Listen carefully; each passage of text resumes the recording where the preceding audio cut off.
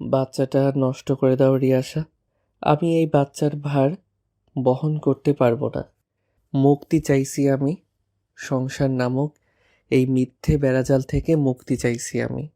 স্বামী হিসেবে এই মুহূর্তে আমি তোমাকেও মুক্তি দিতে চাইছি। কালই তুমি হসপিটালে গিয়ে বাচ্চাটা অ্যাবর্শন করে আসবে রিয়াসা। It's my order. বিয়ের 5 মাসের মাথায় এসে তরুণের মুখ থেকে এসব হৃদয় বিদারক কথাগুলো শুনে ক্ষণিকের জন্য থমকে দাঁড়ালাম আমি। হৃদয়ে যতটা না রক্তক্ষরণ হচ্ছে তারও অধিক মানুষটির প্রতি ঘৃণা জন্ম নিচ্ছে। বাবা হয়ে তিনি কিভাবে পারছেন তার সন্তানকে খুন করার কথাটি বলতে? নিজেকে এই সংসার নামক পবিত্র বন্ধন থেকে মুক্তি করার প্রাণনাশক কথাটি বলতে? মাত্র তো 5 মাস চলছে আমাদের সংসার জীবনের, 3 মাস চলছে আমাদের অনাগত সন্তানের। বাবা হিসেবে কি সন্তানের প্রতি তার বিন্দু পরিমাণ টানও অনুভব হচ্ছে না? একটুখানি দয়া মায়াবোধও কাজ করছে না? এতটাই নিষ্ঠুর নির্মম পাষাণ বাবা তিনি। কম্পিত শরীর নিয়ে আমি চক্ষু জোরে প্রচন্ড রাগ যন্ত্রণা ঘৃণা সমেত দরজার চৌখাতে দাঁড়িয়ে থাকা বিক্ষিপ্ত তরুণীর মুখোমুখি দাঁড়ালাম। গর্ভে ডান হাত ঠেকিয়ে কান্নাজড়িত গলায় আমি তরুণের তেজস্ক্রিয় দৃষ্টিতে দৃষ্টি নিক্ষেপ করে শুধালাম, আপনি আমাদের সন্তানকে অ্যাবর্শন করাতে চাইছেন তরুণ? যা শুনছি আমি ঠিক শুনছি তো? হ্যাঁ, ঠিক শুনছ। যা বলছি আমি একদম ঠিক বলছি। আমি তোমার থেকে মুক্তি চাই। তোমার গর্ভের ওই সন্তানটির থেকেও মুক্তি চাই। বাবা হয়ে নিজের সন্তানকে খুন করতে চাইছেন আপনি? হ্যাঁ, নিজের সন্তানকে খুন করতে চাইছেন? এতটাই নিষ্ঠুর নির্মম পিশাচ বাবা আপনি? কথাটি বলার সময় কি আপনার পিতৃহৃদয় একবারের জন্য কেঁপে ওঠেনি তরুণ? সামান্য সাংসারিক কথা কাটাকাটি থেকে আপনি এত বড় সিদ্ধান্তটি নিতে পারলেন? আমাকে মুক্ত করার কথাটি বলতে পারলেন? মুহূর্তের মধ্যেই তরুণ নিয়ন্ত্রণাধীন হয়ে উঠলেন। আমার দিকে তেড়ে এসে চোয়াল শক্ত করে জবাবে বললেন, হ্যাঁ পারলাম। সিদ্ধান্তটি আমি নিতে পারলাম, কারণ এই বাচ্চাটিকে আমি চাই না। এই বাচ্চার কারণে সমাজে আমাদের দুর্নাম হতে পারে। তাই সময় থাকতে বাচ্চাটিকে অ্যাবর্শন করাতে চাইছি আমি। সমাজে আমার মা বাবার মান সম্মান অক্ষুণ্ণ রাখতে চাইছি। এসব আপনি কি বলছেন তরুণ? কিসের দুর্নামের কথা বলছেন আপনি? আমি তো আপনার কথা আগামাথা কিছু বুঝতে পারছি না তরুণ। প্লিজ যা বলার ক্লিয়ারলি বলুন। তুমি কিছু বুঝতে পারছো না, তাই না? তুমি বুঝতে পারছো না বিয়ের পর আমাদের মধ্যে কোনো শারীরিক সম্পর্ক হয়নি। বাচ্চাটিও আমার নয়। এই বাচ্চা হলো তোমার পাপের ফল। মুহূর্তের মধ্যেই দুনিয়া অন্ধকার হয়ে এলো আমার। শরীর বেয়ে দরদরিয়ে ঘাম গড়তে শুরু করলো। সামনে দাঁড়িয়ে থাকা মানুষটিকে মৃত্যু নামক যন্ত্রণার মতো অধিক যন্ত্রণাতুর বলে মনে হতে লাগলো। ভুল জায়গায় ভুল কথাটি শুনে কিছু মুহূর্তের জন্য নিজেকে দ্বিখণ্ডিত মনে হচ্ছিল। পাল্লা দিয়ে শ্বাস নিঃশ্বাস ভারী হয়ে উঠতেই আমি দাঁতে দাঁত চেপে তরুণের দিকে প্রশ্ন ছুড়ে বললাম, নিজের প্রাক্তন প্রেমিককে ফিরে পাওয়ার জন্য আপনি আমার বদনাম করতে চাইছেন, তাই না তরুণ? আমাকে এবং আমার অনাগত সন্তানকে একসাথে মেরে ফেলার প্ল্যানিং করেছেন আপনি? কি মনে করেছেন আপনি? হ্যাঁ, কিছু জানি না আমি? কিছু বুঝি না? এতটাই নির্বোধ, বোকা আমি? বড় অপুর ননদের সাথে যে আপনার প্রেমের সম্পর্ক ছিল বা এখনো চলছে তার খবর রাখি না আমি? আপনি যে আমাকে শুধুমাত্র আপনার পরিবারের কথা ভেবে বিয়ে করেছেন তাও জানি না আমি? নিঃশ্বাসবিহীন মনের সমস্ত জমানো কথাগুলো উগলে আমি ক্ষণিকের মধ্যেই শরীরের সম্পূর্ণ শক্তি হারিয়ে মেঝেতে লুটিয়ে পড়লাম। ভাগ্যিস মেঝেতে মাদুর ছিল, নয়তো আমার অনাগত সন্তানের নির্ঘাত একটা ক্ষতি হয়ে যেত। বুকের কোণে জমাট বাঁধা এক অদৃশ্য যন্ত্রণায় ছটফট করতে করতে আমি আখি পল্লব বুঝে নিতেই দৃষ্টি সীমানায় আমার শাশুড়ি মাকে দেখতে পেলাম। হতবিহ্বল দৃষ্টিতে তিনি আঙুল নাচিয়ে যেন কিছু বলছেন আমায়। অদম্য জেদ নিয়ে একই জায়গায় ঠায় দাঁড়িয়ে থাকা তরুণের বুক চাপড়ে তিনি কিছু একটা বলার চেষ্টা করছেন। দিক বিদিক ঠাউর করতে না পেরে আমি শেষবারের মতো তরুণের নিষ্ক্রিয় মুখমণ্ডলের দিকে তাকিয়ে অবলীলায় আখি পল্লব বুঝে নিতে বাধ্য হলাম। এরপর আমার সাথে কি ঘটেছে না ঘটেছে সবই আমার স্মৃতি ধারণ করার বাহিরে ছিল। জ্ঞান ফিরে আসতেই নিজেকে অনাকাঙ্ক্ষিতভাবে আমার বাবার বাড়িতে আবিষ্কার করলাম। যন্ত্রণায় জীর্ণ শীর্ণ নেত্রযুগল যেন কিছুতেই সম্পূর্ণ মেলে ধরতে পারছি না আমি। মনে হচ্ছে যেন শরীরের সমস্ত ইন্দ্রিয় শক্তির লোপ পেয়ে আমার শরীরটিকে ক্রমাগত দুর্বল করে তুলছে। অত্যাধিক যন্ত্রণা শরীরটিকে পাকাপোক্তভাবে কাবু করে তুলছে। দেহের যাবতীয় দুর্বলতাকে যথেষ্ট সামলিয়ে আমি কপালে বাঁ হাত ঠেকিয়ে অর্ধখোলা দৃষ্টিতে আশেপাশে তাকাতেই হঠাৎ চমকে উঠলাম। টিমটিমে ড্রিম লাইটের আলোয় বেষ্টিত বদ্ধ ঘরে আমি অপ্রত্যাশিতভাবেই বিষণ্ণ ভঙ্গিতে দাঁড়িয়ে থাকা রাফায়েত ভাইকে দেখতে পেলাম। বাবার খুব ঘনিষ্ঠ একজন বন্ধুর ছেলে রাফায়েত ভাই। আঙ্কেলের মৃত্যুর পর থেকে দীর্ঘ 10 বছর যাবৎ রাফায়েত ভাই আমাদের বাড়িতে থেকে খেয়ে পড়াশোনা করে মানুষ হয়েছেন। অনার্স কমপ্লিট হবার পর ভাইয়া যখন চাকরির সন্ধানে বিভিন্ন ছোট বড় অফিসে ঘোরাঘুরি করেও ভালো মানের কোনো চাকরির ব্যবস্থা করতে পারছিলেন না, তখন আমার বাবা একজন কাছের বন্ধুর সুপারিশে তৎক্ষণিক বাবা রাফায়েত ভাইকে লন্ডন পাঠিয়ে দেন। লন্ডনে বাবার সেই বন্ধুটির একটি ছোটখাটো সেন্ট্রাল হসপিটাল রয়েছেন, সেখানে সাফায়েত ভাই অ্যাসিস্ট্যান্ট ম্যানেজার হিসেবে কাজ করছেন। সেই যে দীর্ঘ 2 বছর আগে রাফায়েত ভাইয়ের সাথে দেখা হয়েছিল, আজ আবার দীর্ঘ 2 বছর পর অকল্পনীয়ভাবেই এই মানুষটির সাথে দেখা হয়ে গেল। আনন্দে হতবিহ্বল হয়ে আমি চটজলদি শোয়া থেকে উঠে বসলাম। শরীর এবং মনের সমস্ত যন্ত্রণা ভুলে ম্লান হেসে ভাইয়ের দিকে প্রশ্ন ছুড়ে বললাম, আরে রাফায়েত ভাই, তুমি? বুকে 2 হাত গুজে নিমগ্ন দৃষ্টিতে রাফায়েত ভাই আমার দিকে তাকিয়ে রইলেন। দৃষ্টিতে অপার বেদনার ছাপ ফুটে উঠেছে লোকটি, যে আমি দূর থেকেই বেশ আন্দাজ করতে পারছি। তবে সেই অব্যক্ত বেদনার কারণ আমি আন্দাজ করতে পারছি না। কখন যে সেই বেদনা বিলীন হয়ে অশ্রুজলে রূপান্তরিত হয়েছে টেরই পেলাম না। রাফায়েত ভাই কাঁদছেন। হ্যাঁ, তিনি নিঃশব্দে কেঁদে চলছেন। মেয়ে মানুষের মতো তারও চোখের কোটর বেয়ে টুপ করে অশ্রুকণা বেয়ে থুতনি অবধি গড়িয়ে পড়ছে। ছেলেদের এত সহজে কখনো কাঁদতে দেখিনি আমি। উৎসাহী মন যেন ক্রমাগত উচ্চাটন হয়ে উঠল। লোকটির কান্নার কারণ জানতে চাইল। অতি আশ্চর্যিত হয়ে আমি নিরলস দৃষ্টিতে লোকটির দিকে তাকিয়ে গলা খাকিয়ে বললাম, কি হয়েছে রাফায়েত ভাই, তুমি কাঁদছো কেন? কান্না জড়িত মুখমণ্ডলেও তিনি ফিক করে হেসে উঠলেন। বুকের পাঁজর থেকে ডান হাতটি উঠিয়ে দু চোখে লেগে থাকা শেষ অশ্রুকণাগুলো মুছে নাক টেনে বললেন, তোর সুখ দেখে কাঁদছি। কত সুখে আছিস তুই বল, স্বামী, সংসার, বাচ্চা কাচ্চা নিয়ে। না চাইতেও ভেতর থেকে দীর্ঘশ্বাস বেরিয়ে এলো আমার। কত যে সুখে আছি তা যদি তুমি জানতে রাফায়েত ভাই, যদি কখনো মুখ ফুটে তোমাকে বলতে পারতাম আমার সুখের কথাগুলো, তখন হয়তো বুঝতে পারতে আমি আদতেও কতটা সুখে আছি। তাৎক্ষণিক মাথাটা নইয়ে নিলাম আমি। অবাধ্য চোখের জল লুকিয়ে নিতে রাফায়েত ভাই পুনরায় নমনীয় গলায় শুধালেন, বিয়ে করেছিস কবে? শুনলাম মাও হতে চলেছিস। কত বড় হয়ে গেলি বল, এখন একা একাই সংসার জীবন সামলাতে পারছিস। এই রাফায়েতের কোনো প্রয়োজনই পড়ছে না এখন। অথচ একটা সময় এই রাফায়েতকে ছাড়া তুই ওয়াশরুমের দরজা অবধি যেতে ভয় পেতিস।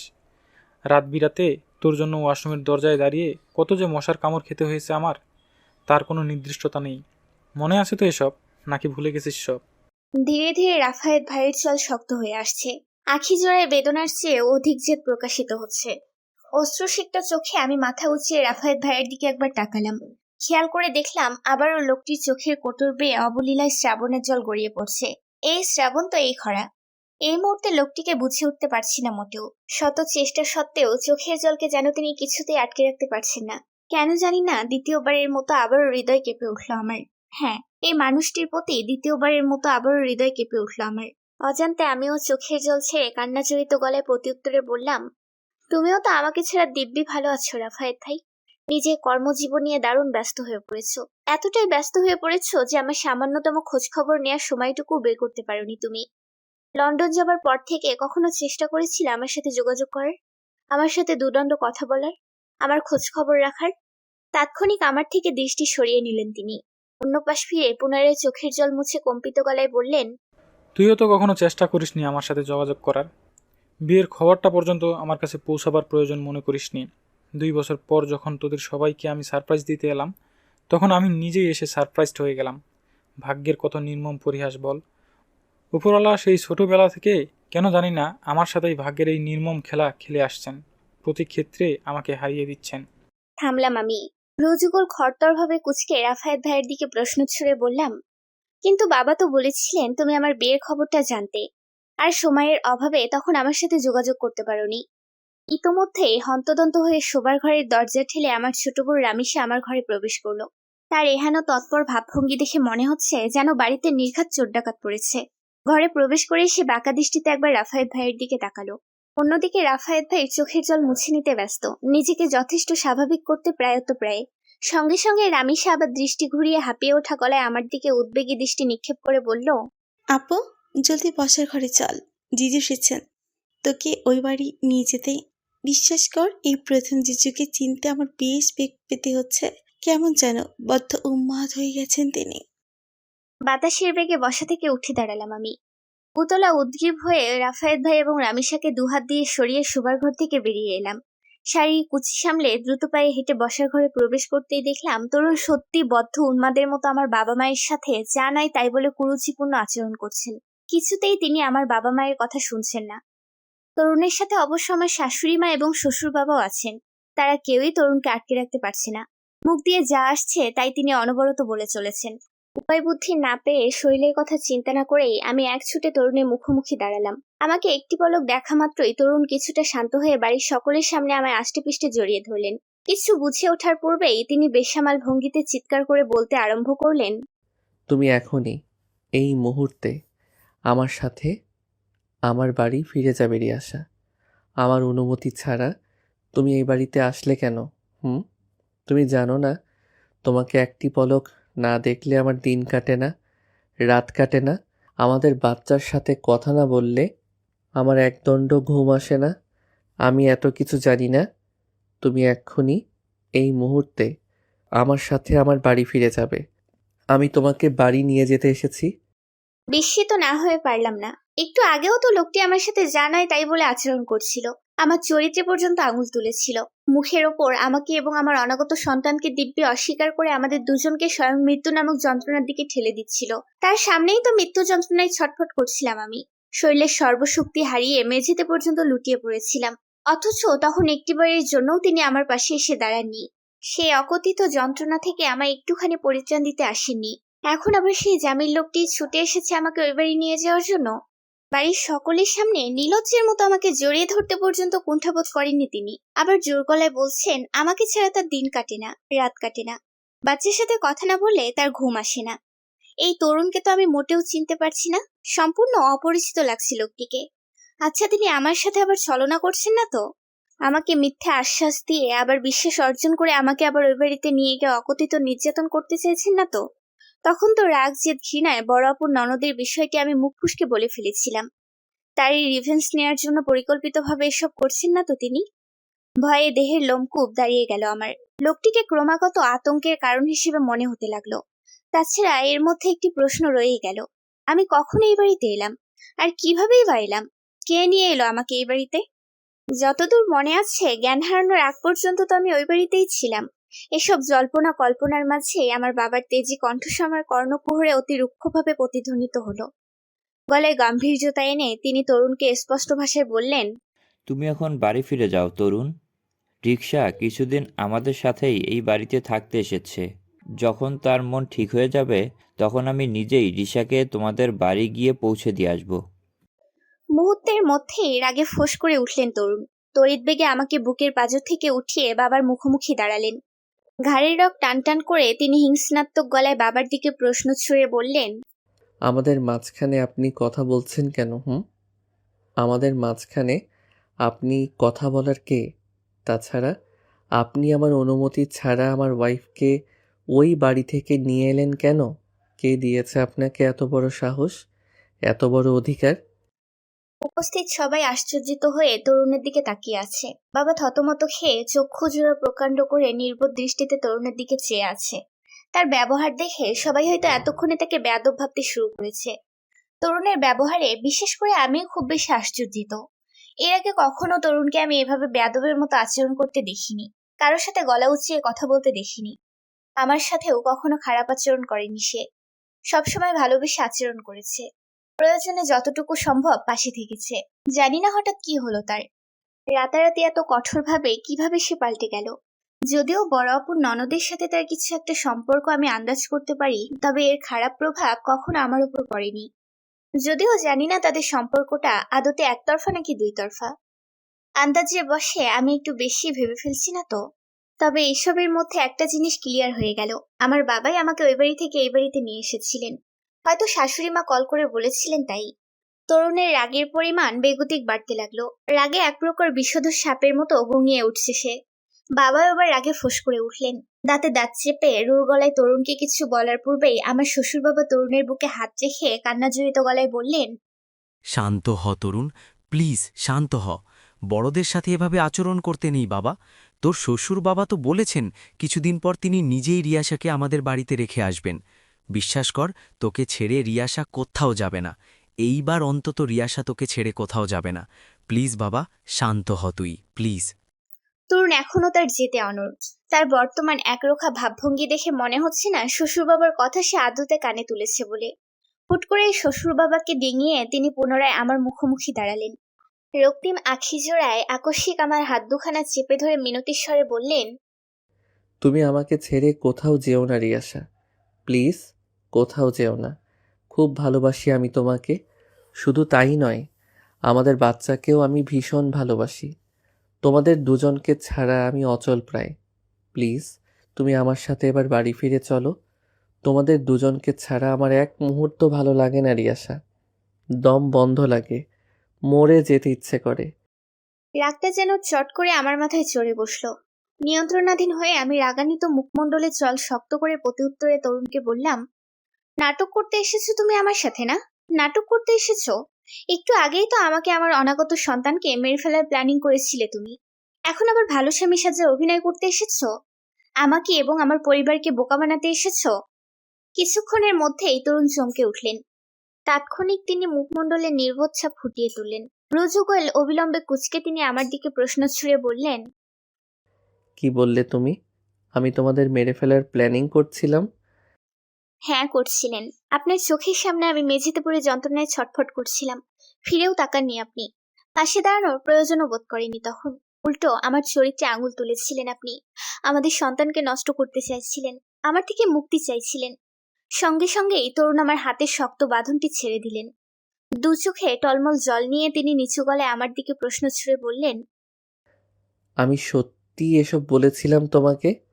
চোখের সামনে তোমাকে মৃত্যুর দিকে ঠেলে দিচ্ছিলাম, তোমার থেকে মুক্তি চাইছিলাম, বাচ্চাকেও নষ্ট করতে চাইছিলাম। হেঁচকে তুলে কেঁদে আমি চিৎকার করে বললাম, হ্যাঁ চাইছিলেন। আমাদের দুজনকেই প্রাণে মেরে ফেলতে চাইছিলেন আপনি। এর কারণও আমার জানা আছে। বড় আপুর ননদের সাথে যে আপনার প্রেমের সম্পর্ক আছে, তাই আপনি আমাকে এবং আমার সন্তানকে মেরে ফেলতে চাইছিলেন। এখন আবার এসেছেন আমাকে ওই বাড়ি নিয়ে গিয়ে আমার সাথে দ্বিগুণ অত্যাচার করতে, আপনার নষ্টামির কাহিনী ধামাচাপা দিতে। যদি আমার সন্দেহই ঠিক হয়ে থাকে, তবে শুনে রাখুন তরুণ, আমি কিছুতেই আপনার সাথে কোথাও যাব না। আপনার বাড়িতে তো ভুলেও না। তেলে বেগুনে জ্বলে উঠলেন তরুণ। চোখের কোণে লেগে থাকা অশ্রুকণাগুলো মুছে তিনি পুনরায় আমার বাঁ হাতটি শক্ত করে ধরে আমাকে নিয়ে সদর দরজার দিকে এগিয়ে চলছেন। আর তেজি গলায় বলছেন, আমি জানি রাগ করলে তোমার মাথা ঠিক থাকে না, তদ্রূপ এখনও ঠিক নেই, তাই তুমি এত সহজে আমাকে যা তা বলতে পারছো। আমার সাথে বাড়ি ফিরে গেলেই তোমার মাথা ঠান্ডা হয়ে যাবে রিয়াসা। তখন আমার সম্পর্কে আর যা তা কথা বলতে পারবে না তুমি। তুমি তো চিনোই তোমার তরুণকে। পাগলের মতো জোরাজুরি করে আমি করুণ কণ্ঠে তরুণকে বললাম, প্লিজ তরুণ, ছাড়ুন আমায়। আমি আপনার সাথে ওই বাড়িতে ফিরে যেতে চাই না। আমি জানি আপনি আমার বাচ্চার ক্ষতি করতে চাইছেন, আমাদের দুজনকে একসাথে মেরে ফেলতে চাইছেন। বিশ্বাস করতে পারছি না আমি আপনাকে। আপনার প্রতি এখন শুধু আমার বিশ্বাসহীনতা এবং ভয় কাজ করে। পেছন থেকে আমার বাবা মা, শ্বশুর শাশুড়ি, ছোট বোন সবাই তরুণকে উচ্চস্বরে ডেকে চলছেন। তবে তরুণ কারো কথাই কানে তুলছেন না। ননস্টপ নিজের মতো পাগলামি করেই চলেছেন। এর মধ্যে হঠাৎ মনে হলো পেছন থেকে কেউ আমার অন্য হাতটি শক্তভাবে টেনে ধরলো। আগ্রহ নিয়ে আমি অস্ত্রসিক্ত চোখে পিছু ফিরে তাকাতেই অনাকাঙ্ক্ষিতভাবে রাফায়েত ভাইকে দেখতে পেলাম। সঙ্গে সঙ্গেই তরুণ থমকে দাঁড়ালেন। রক্তিম চক্ষুদয়ে পিছু ফিরে তাকাতেই তিনি স্বাভাবিকভাবে দাঁড়িয়ে থাকা রাফায়েত ভাইকে দেখতে পেলেন। একই সঙ্গে দুজনের দৃষ্টি মিলে যেতেই রাফায়েত ভাই দাঁতে দাঁত চেপে তরুণকে বললেন, রিয়াসা আপনার সাথে কোথাও যাবে না, ছেড়ে দিন ওর হাতটা। তরুণ গর্জে উঠলেন। তীক্ষ্ণ গলায় রাফায়েত ভাইয়ের দিকে প্রশ্ন ছুড়ে বললেন, তুই কে? হ্যাঁ, আমাকে বাধা দেওয়ার তুই কে? রিয়াসা আমার ওয়াইফ, আমার অধিকার আছে রিয়াসাকে আমার সাথে আমার বাড়িতে নিয়ে যাওয়ার। ভালো হয় যদি তুই আমার ওয়াইফের হাতটা ছেড়ে দিস। অধিকার আছে বলেই যে সর্বক্ষেত্রে জোরপূর্বক অধিকার খাটাতে হবে, তার কিন্তু কোনো বাধা ধরার নিয়ম নেই মিস্টার তরুণ। রিয়াসা এখন আপনার সাথে কোথাও যেতে চাইছে না, তাই এই মুহূর্তে রিয়াসার ইচ্ছেকে প্রাধান্য দেওয়াটাই আপনার কর্তব্যের মধ্যে পড়ে। আর স্বামী হয়েছেন বলেই সব ক্ষেত্রে অধিকার খাটানোটা এবার বন্ধ করুন। মন থেকে মেয়েদের একটু বোঝার চেষ্টা করুন। মেয়েরা যখন না বলে তখন সেটা নাই, না মানে না। বুঝতে পেরেছেন আপনি? তুই যেই হোস না কেন, তোকে আমি রিকোয়েস্ট করে বলছি, আমাদের সাংসারিক ব্যাপারে নাক গলাতে আসিস না প্লিজ। এখানে যা হচ্ছে সবটাই আমাদের স্বামী স্ত্রীর মধ্যকার ব্যক্তিগত বিষয়। রাফায়েত ভাই ক্ষিপ্ত হয়ে উঠলেন। হ্যাচকা টানে তরুণের হাত থেকে আমার হাতটি ছড়িয়ে তরুণের মুখোমুখি দাঁড়ালেন। রুদ্রাক্ষেপ নেয় লোহিত গলায় তিনি তরুণের দিকে প্রশ্ন ছুড়ে বললেন, কোনটা ব্যক্তিগত বিষয়? হ্যাঁ, কোনটা ব্যক্তিগত বিষয়? বিশেষ করে গুরুজনদের সামনে দাঁড়িয়ে তাদের রীতিমতো অপমান করে বউকে জোর জবরদস্তি করা এখন ব্যক্তিগত বিষয় হয়ে দাঁড়িয়েছে। এই আপনি জানেন না? ব্যক্তিগত বিষয় শুধুমাত্র নিজেদের বেডরুম অবধি সীমাবদ্ধ থাকে, চার দেয়ালের বাইরে বের হয় না। অনর্গল কথাগুলো বলে রাফায়েত ভাই তেজি চক্ষু জোড়া নিয়ে আমার দিকে তাকালেন। দ্বিগুণ ক্ষিপ্ত হয়ে থাকা তরুণকে কোনো প্রতিউত্তর করার সুযোগ না দিয়ে তিনি আঙুল নাচিয়ে সশব্দে চিৎকার করে বললেন, তুই রুমে দাঁড়িয়ে আসা, এই মুহূর্তে তোর পর্যাপ্ত রেস্ট দরকার। খবরদার, আমি না বলা অবধি রুম থেকে বের হবি না তুই। এখানে যা হবে আমি সব সামলে নিব। এত ভয় পাওয়ার কিছু নেই, এতে কান্না করারও কিছু নেই। ভুলে যাস না, রাফায়েত এখনও বেঁচে আছে, আগের মতোই তোর পাশে আছে। জীবনের শেষ নিঃশ্বাস অবধি রাফায়েত চেষ্টা করবে তোর পাশে ছায়া সঙ্গী হিসেবে থাকতে। চোখে দল বেঁধে থাকা অশ্রুজলগুলো লুকিয়ে আমি মাথা দুলিয়ে হ্যাঁ সূচক সম্মতি জানালাম। রাফায়েত ভাইয়ের কথায় মোটামুটি আশ্বস্ত হলাম। অন্যদিকে কালক্ষেপণ না করেই আমি আঁচলে মুখ চেপে এক ছুটে নিজের বেডরুমে এসে প্রবেশ করলাম। তাৎক্ষণিক বিছানায় উপর হয়ে শুয়ে পড়লাম আমি। বাঁধ ভাঙা অশ্রুজলে নিজেকে ভাসিয়ে চলছে অবিরত। এই মুহূর্তে তরুণকে বড্ড ভয়ঙ্কর, ছলনাময় এবং দ্বিগুণ রহস্যময় বলে মনে হচ্ছে আমার। কেন জানি না মন বলছে তরুণের এই অমূল পরিবর্তনের পেছনে যত রহস্য আছে সব রহস্য নির্ঘাত আমার শ্বশুর কিংবা শাশুড়ি মা জানেন। বসার ঘরে তাদের অদ্ভুত দৃষ্টিভঙ্গি দেখেই খানিকটা আঁচ করতে পেরেছিলাম আমি।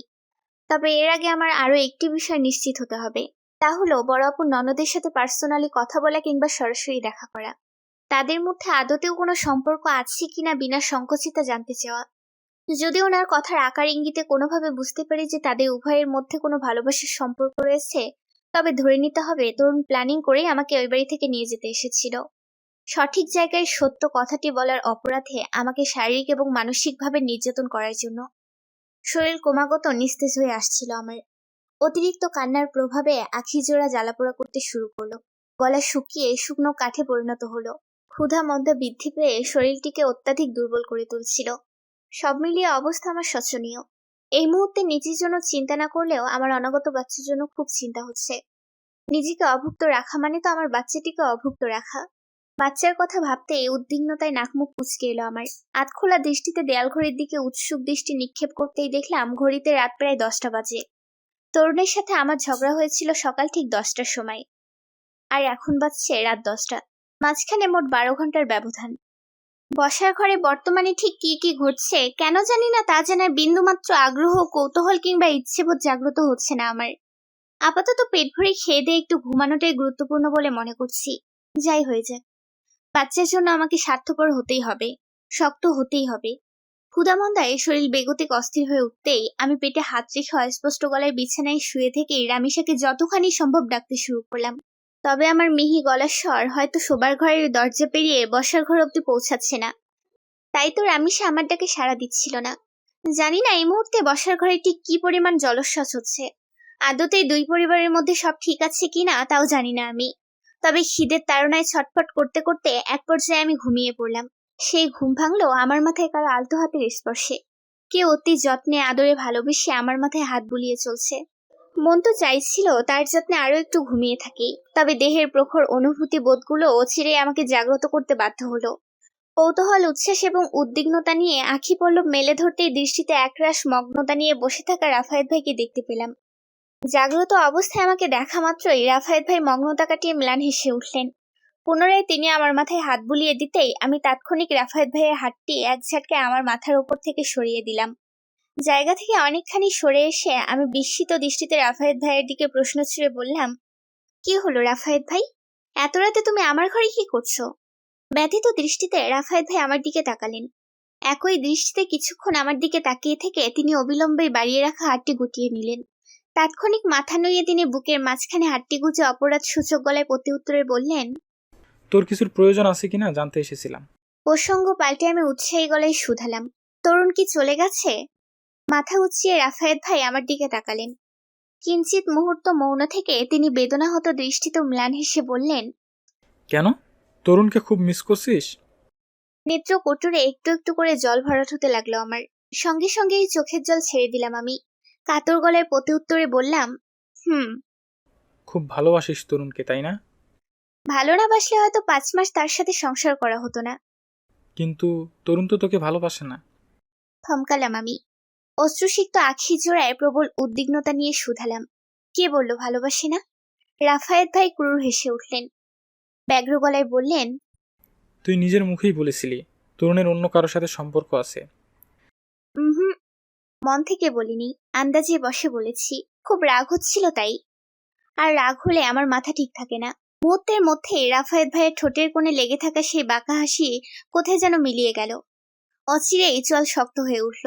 দাঁতে দাঁত চেপে তিনি আমার দিকে প্রশ্ন ছুঁড়ে বললেন, আন্দাজের বসে তরুণকে এভাবে ব্লেম করার মানে কি ছিল রিয়াসা? তুই জানিস তোর একটু খামখেয়ালিপনার জন্য তরুণ কতটা কষ্ট পেয়েছে? ডুকরে কেঁদে উঠলাম আমি। অস্পষ্ট গলায় বলতে আরম্ভ করলাম, আমিও তো কম কষ্ট পাইনি রাফায়েত ভাই। সকালেই তো তরুণ আমায় জানায় তাই বলে অপমান করলো। আমাকে এবং আমার সন্তানকে মেরে ফেলার কথা পর্যন্ত বলছিল। গায়ে হাত তোলাই শুধু বাকি ছিল। সেই জায়গায় দাঁড়িয়ে আমি কিভাবে পারতাম তার সাথে ভালো ব্যবহার করতে, নিজেকে ঠিক রাখতে, মনকে স্থির রাখতে? রাফায়েত ভাই তব্ধ শ্বাস ছাড়লেন। তেজি দৃষ্টিতে মৌনতা এনে নমনীয় গলায় আমার দিকে প্রশ্ন ছুঁড়ে বললেন, তাহলে এখন মিস করছিস কেন তাকে? কেন তার জন্য কাঁদছিস? মনকে স্থির করতে পারছিস না? আমাকে প্রতিউত্তর করার কোনো সুযোগ না দিয়ে তিনি বসা থেকে হঠাৎ উঠে দাঁড়ালেন। ব্যস্ত ভঙ্গিতে প্যান্টের পকেট থেকে ওনার ব্যবহার করা সেলফোনটি আমার হাতে তুলে দিয়ে বললেন, ধর, তরুণের সাথে কথা বলে নে, দেখবি মন শান্ত হয়ে গেছে।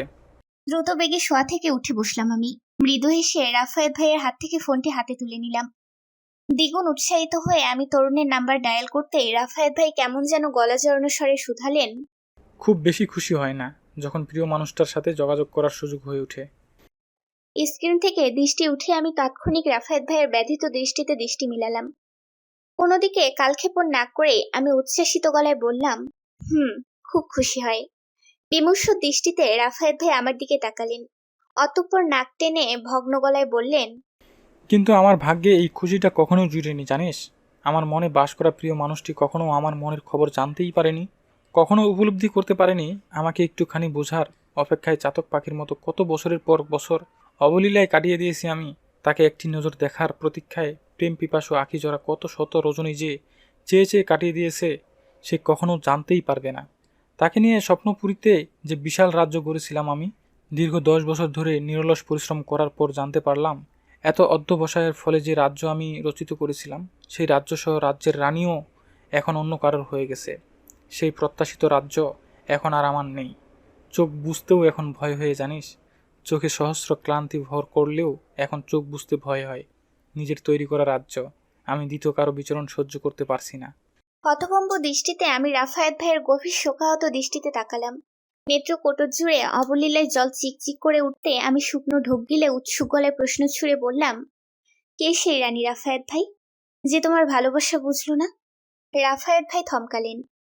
চোখের জল আটকে রাখার অদম্য চেষ্টা করে বিমূর গলায় বললেন, সে আমার ভালোবাসা বুঝেনি, বিষয়টা কিন্তু এমন নয়। একটুখানি হলেও বুঝেছিল, কিন্তু কিন্তু কি রাফায়েত ভাই? আমি ফিরে আসতেই অনেকখানি দেরি করে ফেলেছি। অন্য কাউকে ভরসা করে নিজেই হেরে গিয়েছি। মানুষ চিনতে ভুল করেছিলাম আমি। ভেবেছিলাম পৃথিবীতে হয়তো সবাই আপন। তাৎক্ষণিক রাফায়েত ভাই পিছু ঘুরে দাঁড়ালেন।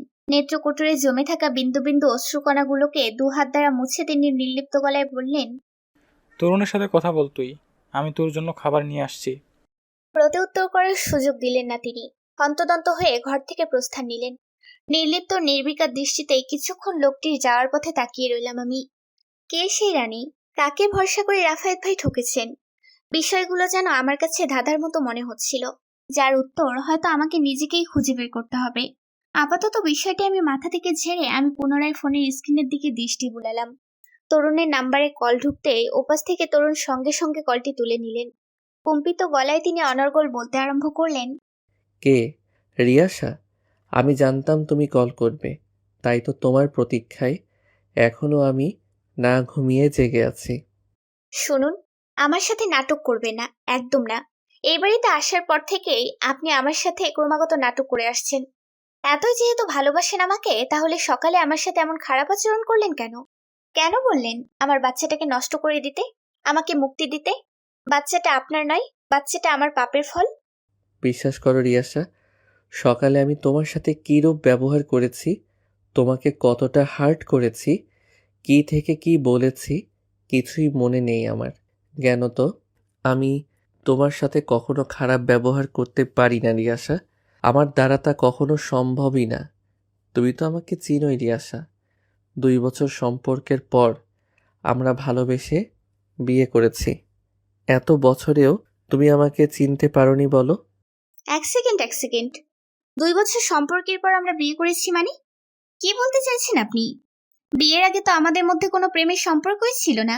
আমাদের তো অ্যারেঞ্জ ম্যারেজ ছিল। সঙ্গে সঙ্গেই তরুণ অতিরিক্ত চটে বসলেন। নমনীয় কণ্ঠনালীতে টইটুম্বুর জেদ ফুটিয়ে উচ্চ আওয়াজে বললেন, এই, পাগল হয়ে গেছো তুমি? হ্যাঁ, পাগল হয়ে গেছো? ভুলে গেছো সেই 2 বছর আগেও আমরা প্রেমিক প্রেমিকা ছিলাম। অনেক সংগ্রামের পর আমরা এক হয়েছি। দুই পরিবারের সবাইকে বিয়েতে রাজি করিয়েছি। এখন তো মনে হচ্ছে তুমি আমার সাথে অভিনয় করছো, প্রতারণা করছো তুমি আমার সাথে। আমাকে বাড়ির সবার চোখে খারাপ এবং হীন প্রমাণ করার চেষ্টা করছো। হতভম্ব আমি, নিস্তব্ধ, নির্বিকার, নির্লিপ্ত। কি বলছেন কি এসব তিনি? তার সাথে আমার দীর্ঘ 2 বছর প্রেমের সম্পর্ক ছিল মানে? অনেক সংগ্রামের পর আমরা বিয়ে করেছি মানে? ও আল্লাহ, কি হচ্ছে কি এসব? এসবের কিছুই তো আমার মাথায় ঢুকছে না। লোকটি নিজেও তো পাগল হচ্ছে, এর সাথে আমাকেও পাগল বানিয়ে ছাড়ছে। ইতোমধ্যেই তরুণের তেজি কণ্ঠস্বর আমার অপ্রতুল ভাবনা চিন্তায় ব্যাঘাত ঘটালো। উচ্চ আওয়াজে চিৎকার করে তিনি পুনরায় শুধালেন, কি হলো? এখন কথা বলছো না কেন? কথা বলছো না কেন? আমাকে সবার চোখে খারাপ প্রমাণ করতে চাইছো তুমি, তাই তো? কি ভেবেছো তুমি সবার চোখে খারাপ প্রমাণ করলেই আমি তোমাকে ছেড়ে দিব? এত সহজ আমার থেকে মুক্তি পাওয়া, আমার বাচ্চাকে আমার কাছ থেকে ছিনিয়ে নেওয়া? ওই রাফায়াত না টাফায়াত, তার সাথে তুমি নতুন করে সংসার বাঁধার স্বপ্ন দেখছো না তো? তুমি তাকে বিয়ে করতে চাইছো তুমি? আর নয়। এই পর্যায়ে এসে লোকটিকে আরো একরক্তি সহ্য করা সম্ভব হচ্ছে না আমার পক্ষে। সব ঠিক ছিল, তবে মাঝখান থেকে লোকটি রাফায়েত ভাইয়ের বিষয়টি টেনে এনে আমাকে অত্যাধিক রাগিয়ে দিল। শ্রদ্ধা করি আমি রাফায়েত ভাইকে, যতটুকু প্রয়োজন ছিল ততটুকুই সম্মান করি। অতীতে ওনার প্রতি আমার যে সুখকর অনুভূতিগুলো কাজ করতো, এখন আর সেই অনুভূতিগুলো কাজ করে না। এখন আমি বিবাহিতা, তরুণের সন্তান আমার গর্ভে বেড়ে উঠছে। সেই জায়গা থেকে তরুণের একদমই ঠিক হয়নি আমাদের সাংসারিক সমস্যার মাঝখানে নির্দোষ রাফায়েত ভাইকে অযথা টেনে আনা। জবান এবার খুলতেই হবে আমার। তরুণকে কয়েকটা কড়া কথা শুনিয়ে তবে মনকে শান্ত করতে হবে আমার। ভাবনা চিন্তা ভেঙে আমি অশান্ত দৃষ্টিতে ক্রোধ জড়ো করলাম। রুর গলায় প্রত্যুত্তরে বললাম, মুখ সামলে কথা বলুন তরুণ। এবার কিন্তু আপনি আপনার সীমা লঙ্ঘন করছেন। কতটুকু জানেন আপনি আমার সম্বন্ধে? হ্যাঁ, আমার রাফায়েত সম্বন্ধে? আমরা দুজন দুজনের বিবেকের কাছে যথেষ্ট স্বচ্ছ। আমাদের মধ্যে এমন কোনো রসালো সম্পর্ক তৈরি হয়ে ওঠেনি যে আপনি আমাদের মাঝখানে অকারণে রাফায়েত ভাইকে টেনে হিঁচড়ে আনবেন। এখন আমি বলতে বাধ্য হচ্ছি যে আপনি কুরুচিপূর্ণ ব্যবহারের জন্যই রাফায়েত ভাই বাধ্য হয়েছিল আপনার সাথে রুর ব্যবহার করতে, গলা উঁচিয়ে আপনার সাথে কথা বলতে। আপনি নিজের দোষেই নিজের সম্মান হারিয়েছেন। বাড়ির সকলের সামনে আপনার নিজ মন মানসিকতার জন্যই আপনি সকলের চোখে খারাপ হয়েছেন। স্বার্থে আঘাত লেগেছে বলেই এখন আপনি আমার রাফায়েত ভাই সম্পর্কে জানাই তাই বলছেন? আপনার সাথে ছলনার আশ্রয় নেওয়া তো দূর, আপনার সাথে এখন সংসার করাই আমার পক্ষে অসম্ভব হয়ে দাঁড়িয়েছে। পাগল হয়ে গেছেন আপনি, বুঝেছেন? মেন্টালি সিক আপনি। রাগে ফোঁস করে উঠলেন তরুণ, ঠিক বিষধর জঙ্গলি সাপদের ন্যায়। আমার কথা সম্পূর্ণ শেষ হতেই তরুণ হিংস্র বাঘের ন্যায় আত্মনাদ করে কিছু বলার পূর্বেই আমি ঠাস করে কলটি কেটে দিলাম। এরই মধ্যে হঠাৎ রাফায়েত ভাই খাবারের থালা হাতে নিয়ে ধীর পায়ে হেঁটে আমার ঘরে প্রবেশ করলেন। রাফায়েত ভাইকে দেখা মাত্রই আমি হেঁচকি তুললাম। বিছানার চাদর খামচে ধরে ডুকরে কেঁদে বললাম, তরুণ পাগল হয়ে গেছে রাফায়েত ভাই। আমার মন বলছে তরুণ পাগল হয়ে গেছে, তাই যা তা ব্যবহার করছে আমার সাথে। আগে কখনো তরুণ আমার সাথে এমন খারাপ ব্যবহার করেনি রাফায়েত ভাই। তরুণ সত্যিই পাগল হয়ে গেছে। মুহূর্তের মধ্যে উদ্বিগ্ন হয়ে উঠলেন রাফায়েত ভাই। ব্যতিব্যস্ত ভঙ্গিতে তিনি খাবারের থালাটি ডেস্কের উপর রেখে তড়িৎ বেগে আমার পাশে এসে বসলেন। অস্থির চক্ষু জোড়ায় তিনি অপার শঙ্কা নিয়ে ভগ্ন গলায় শুধালেন, কি হয়েছে? তরুণ আবারও তোর সাথে খারাপ ব্যবহার করছে? হেঁচকি তুলে কেঁদে উঠলাম আমি। মাথা নুয়ে কান্না জড়িত গলায় বললাম, হ্যাঁ রাফায়েত ভাই, তরুণ আবারও আমার সাথে খারাপ ব্যবহার করেছে। আবারও নিজের নিজ মন মানসিকতার পরিচয় দিচ্ছে। জানাই তাই বলেই চলছে। আর সহ্য হচ্ছে না এসব আমার। তিতা তিক্ত হয়ে উঠেছি। রাফায়েত ভাই দ্বিগুণ চিন্তিত হয়ে উঠলেন। আমার মুখের দিকে খানিক ঝুঁকে এসে তিনি সান্ত্বনা সূচক গলায় বললেন, শান্ত হ তুই, প্লিজ শান্ত হ। এভাবে কান্নাকাটি করলে সমস্যা কখনো সমাধান হবে না।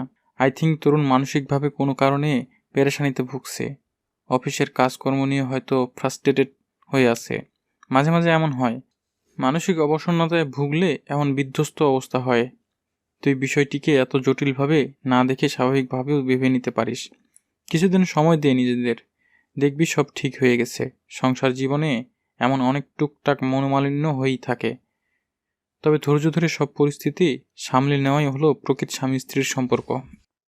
মাথা উঁচিয়ে আমি নিমগ্ন দৃষ্টিতে রাফায়েত ভাইয়ের দিকে তাকালাম। কান্না থামিয়ে কিছুটা শান্ত হয়ে এলাম, কিন্তু বেশিক্ষণ সেই শান্ত ভাব বজায় রাখতে পারলাম না আমি। পুনরায় ডুকরি কেঁদে শুধালাম, তুমি আমাকে মিথ্যে সান্ত্বনা দিচ্ছ রাফায়েত ভাই? তরুণের পক্ষ নিয়ে কথা বলছো? এখন বুঝি আমি তোমার পর হয়ে গেলাম? তরুণ এত আপন হয়ে গেল? ফিক করে হেসে উঠলেন রাফায়েত ভাই। অশান্ত দৃষ্টি আমার মুহূর্তের মধ্যেই শান্ত হয়ে উঠল। কি অপূর্ব লোকটির হাসি, কেমন যেন স্নিগ্ধময়, মোহময়, নিমগ্নতায় ভরপুর। হা করে পলকহীন দৃষ্টিতে তাকিয়ে থাকার মতো মোহিত। গাল দুটো কেমন যেন দুদিকে নিচে নেমে উঠেছে, ভ্রুযুগল কিঞ্চিত প্রসারিত হয়ে উঠেছে। লাইটের তীর্যক আলোতে শুভ্র মুখের আদলটি সমগ্র মুখমণ্ডল জুড়ে লাল আভা ছড়াচ্ছে।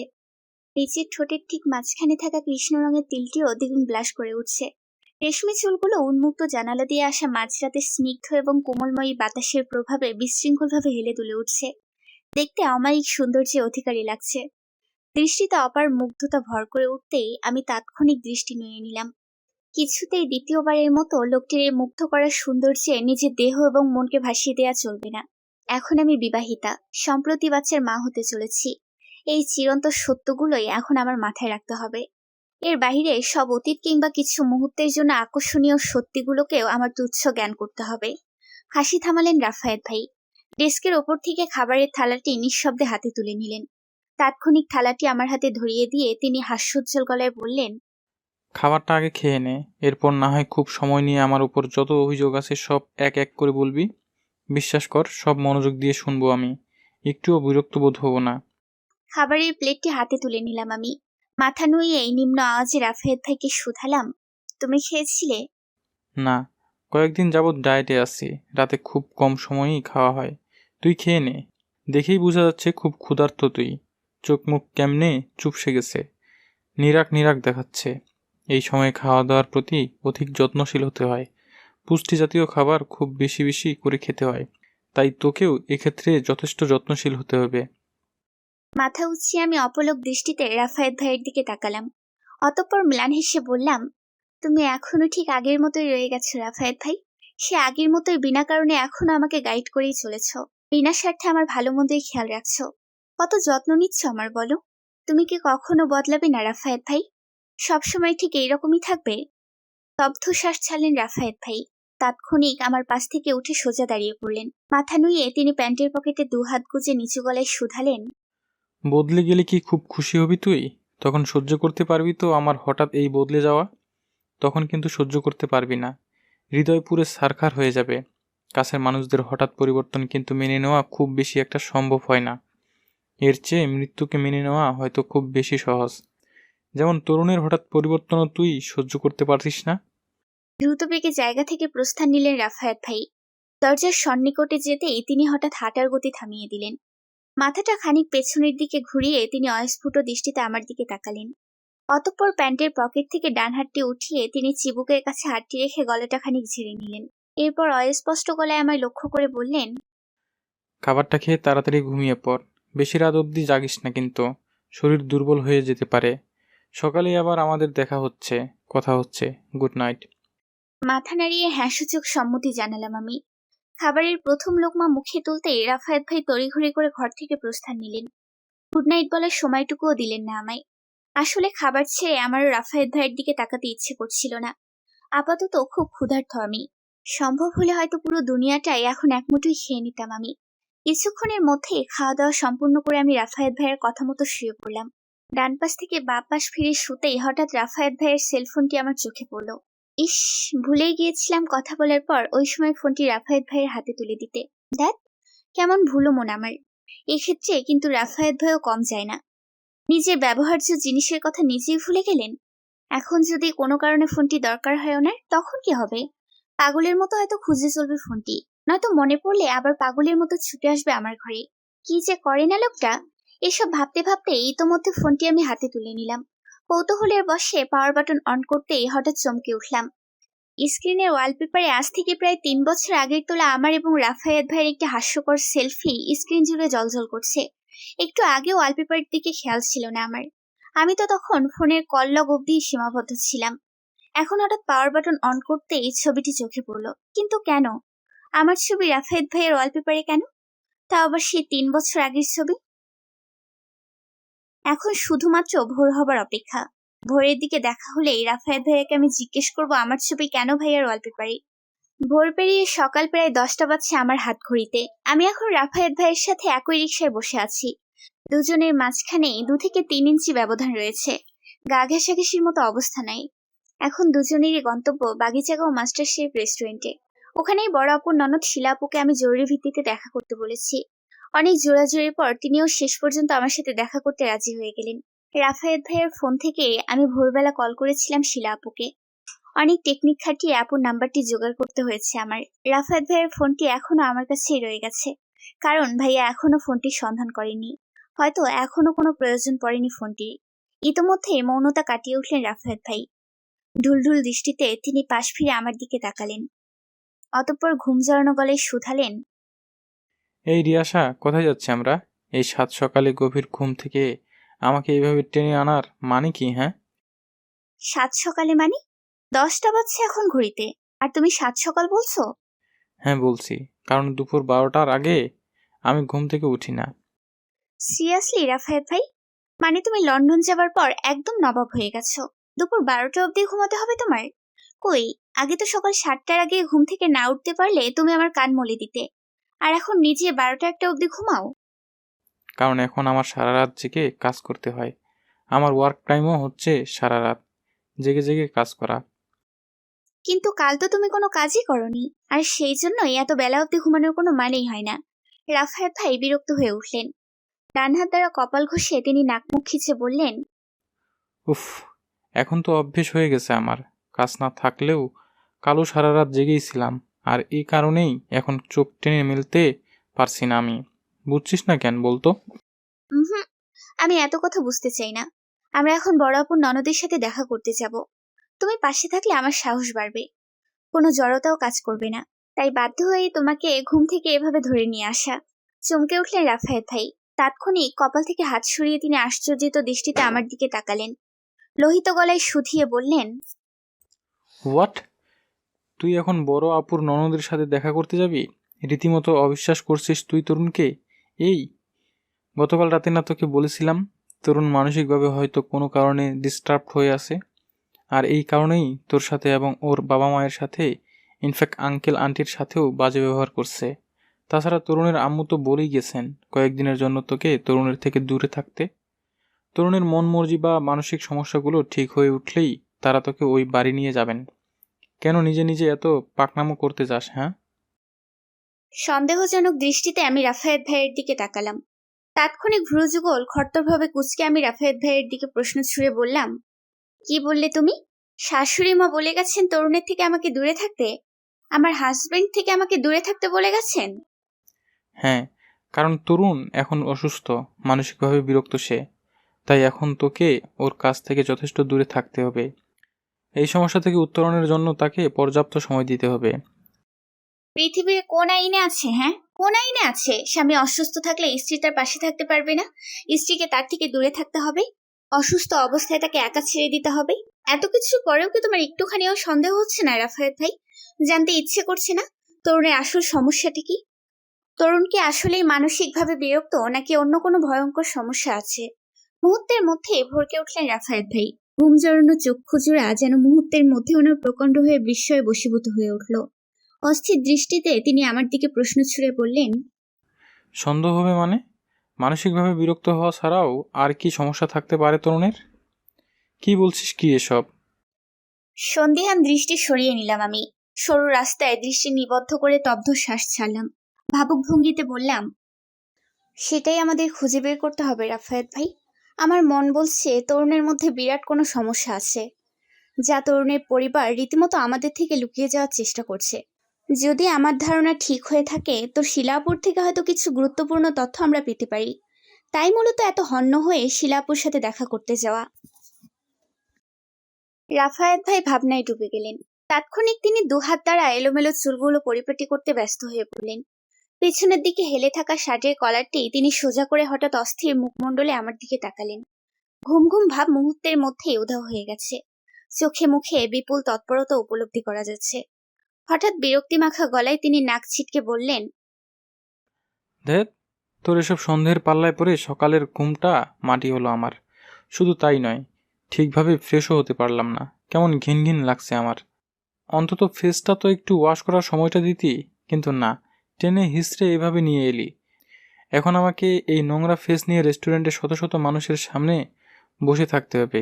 ইউ নো না, it's so shameful for me. মুখ টিপে হাসলাম আমি।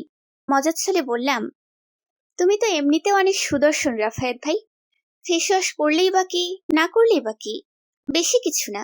তুমি যদি জাস্ট একটি মেয়ের দিকে সিম্পল লুকেও তাকাও না, আমি শিওর সে এমনিতেও তোমার সৌন্দর্যে ফিদা হয়ে যাবে। আহা, কি অদ্ভুত সুন্দর ডাগর নয়নের চাহনি তোমার, প্রেমে পড়ার জন্য যথেষ্ট। কথা সম্পূর্ণ শেষ না হতেই রাফায়েত ভাই তৎপর হয়ে উঠলেন। উৎসুক গলায় আমায় শুধিয়ে বললেন, তুই কখনো আমার প্রেমে পড়েছিলি? থমকালাম আমি। শুকনো ঢোক গিলতে বাধ্য হলাম। প্রসঙ্গ পাল্টাতে মরিয়া হয়ে বললাম, দেখ, পথে যেন ফুরোচ্ছে না। না জানি শিলাপু কতক্ষণ যাবত আমাদের জন্য অপেক্ষা করছেন। হয়তো খুব বিরক্ত হচ্ছেন আমাদের প্রতি। সঙ্গে সঙ্গেই তিনি আমার থেকে উৎসুক দৃষ্টি সরিয়ে নিলেন। নিশ্চয়ই বুঝতে পেরেছেন আমি প্রসঙ্গ ঘোরানোর চেষ্টা করেছি। সরু রাস্তায় ব্যথিত দৃষ্টি নিক্ষেপ করলেন তিনি। মেঘ জমেছে তার মনে। জানি না কি সে কারণ। আমার মুখ থেকে ঠিক কোন কথাটি শোনার জন্য তিনি হঠাৎ এত উৎপর হয়ে উঠেছিলেন। আমি কখনো তার প্রেমে পড়েছিলাম কিনা তা জানতে? যদি বলি হ্যাঁ, শত সহস্রবার আমি তোমার প্রেমে পড়েছিলাম। তোমার মুগ্ধ করা চাহনির প্রেমে পড়েছিলাম। তোমার কথার মায়ে নিগুড়ভাবে জড়িয়েছিলাম। তোমার বিরহে অষ্টপ্রহর কেঁদেছিলাম। তোমার একটুখানি ভালোবাসার অভাবে ভেতরে ভেতরে ডুকরে মরেছিলাম। তোমাকে হারানোর বিচ্ছেদে কাঙাল হয়ে ঘুরেছিলাম। তবে কি তুমি ফিরিয়ে দিতে পারবে আমার সেই হারানো দিনগুলো? তোমাকে ঘিরে আমার বিয়ের আগের সমস্ত অনুভূতিগুলো পারবে ফিরিয়ে দিতে? প্রতীক্ষার সেই বিষাদময় প্রহরগুলো অতীত জীবনে আবারও ফিরিয়ে নিতে পারবে আমায়?